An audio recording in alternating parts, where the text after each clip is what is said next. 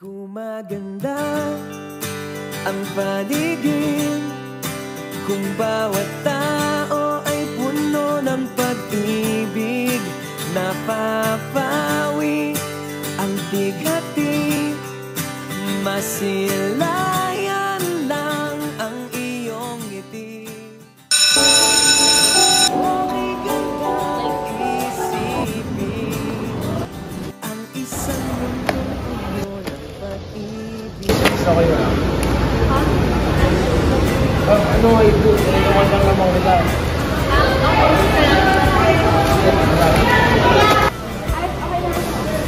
Bagay.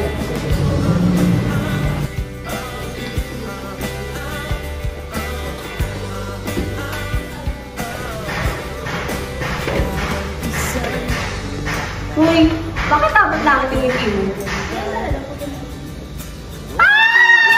Today everyone, so for today we're going to talk about piecewise function. At first, what is piecewise function? Piecewise function is a function that talks about a series of interval functions.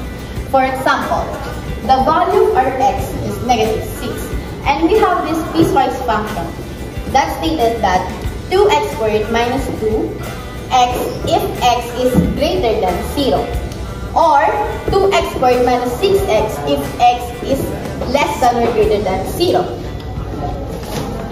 So, to solve this, we just substitute the value 6 to the given x, like this.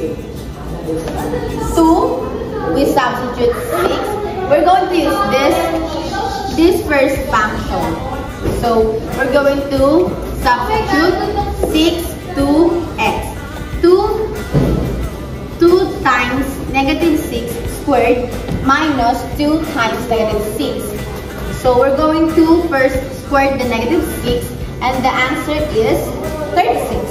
Then we're going to multiply 2 and 36. The answer is 60, and we're going to times 2 and 6. The answer is 12. And when you subtract both, the answer will be 60. And this just concludes that this first function is not the piecewise function for f of -6, because 60 is not less than 0. That means the second piecewise function is the piecewise function, because 60 plus 36 is 96, and that proves that 96 is greater than or equal to 0. And that's how you solve piecewise function. Bella, kanya ka matulala dyan. Copy the board, solve the problem.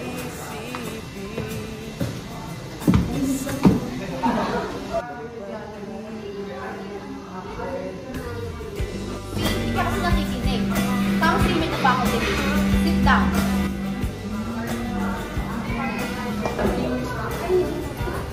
Ngayon kasi puro ka siya iniisip mo, makanig ka naman sa mat. Baliw.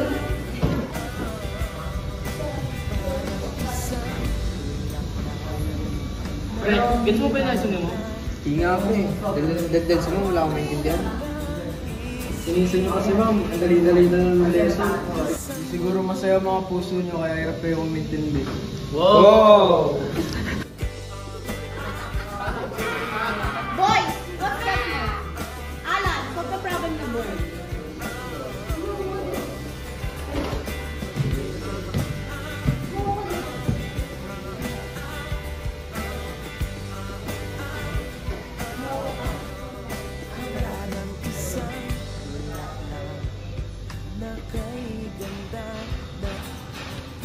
Okay gandang isipin ang isang mundong puno ng pag-ibig.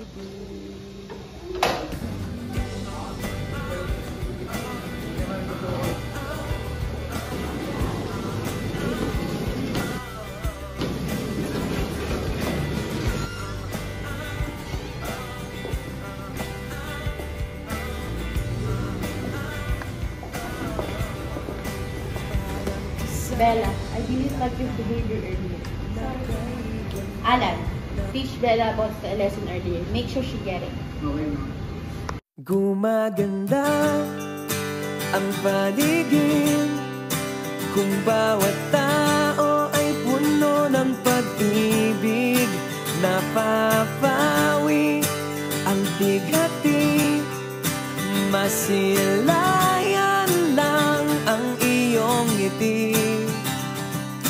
Okay gandang isipin ang isang mundong puno ng pag-ibig.